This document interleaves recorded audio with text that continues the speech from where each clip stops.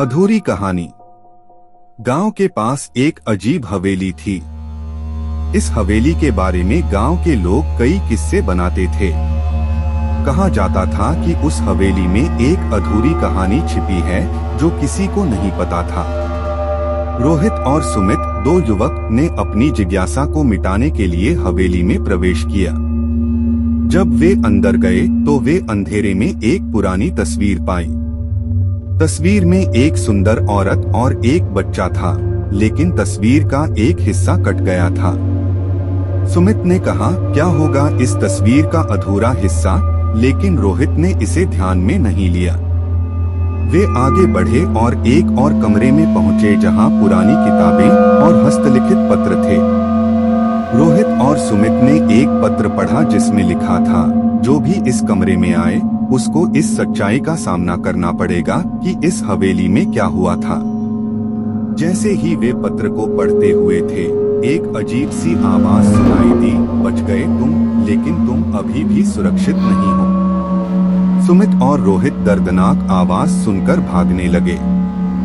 वे हवेली के बाहर निकले और देखा कि वहां कुछ लोग खड़े हैं। उनमें से एक औरत थी जिसका चेहरा एक अजीब सी चमक में था। वह औरत ने कहा, तुम आज बच गए, लेकिन अगली बार मौका नहीं मिलेगा। रोहित और सुमित दर दर भागे और गांव में वापस आए। वहां पहुंचकर वे देखा कि गांव में लोग भी अजीब से दिख रहे थे। वहां के लोग उन्हें देखकर अजीब सी आंखों से देख रहे थे। रोहित और सुमित ने जल्दी से अपने घर पहुंचकर दरवाजा बंद किया। लेकिन उनकी चिंता बढ़ गई जब उन्होंने समझा कि उनका घर भी अजीब लग रहा है। घर में जाते ही वह दरवाजा बंद करके अपने कमरे में जा बैठे। वहां बैठकर वह सोचने लगे कि उनके साथ क्या हुआ था। रात को रोहित ने एक अजीब सा सपना देखा। उसने देखा कि वह हवेली के बाहर खड़ा है और वह औरत उसे बुला रही है।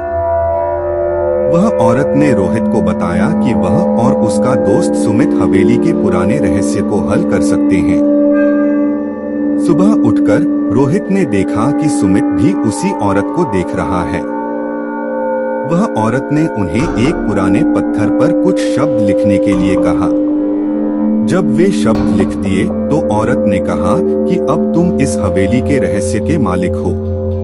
वह रहस्य था कि हवेली में एक पुरानी औरत रहती थी जो किसी की मदद की तलाश में थी।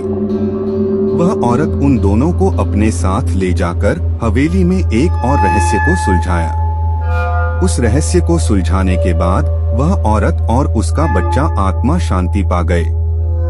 रोहित और सुमित ने उस हवेली से निकलते हुए एक अजीब सी चमक देखी जो कुछ ही देर में गांव के लोगों के चेहरों पर भी आ गई। वे दोनों समझ गए कि उनकी मदद से हवेली में रहस्य को सुलझाने से गांव के लोग और भी खुश हुए।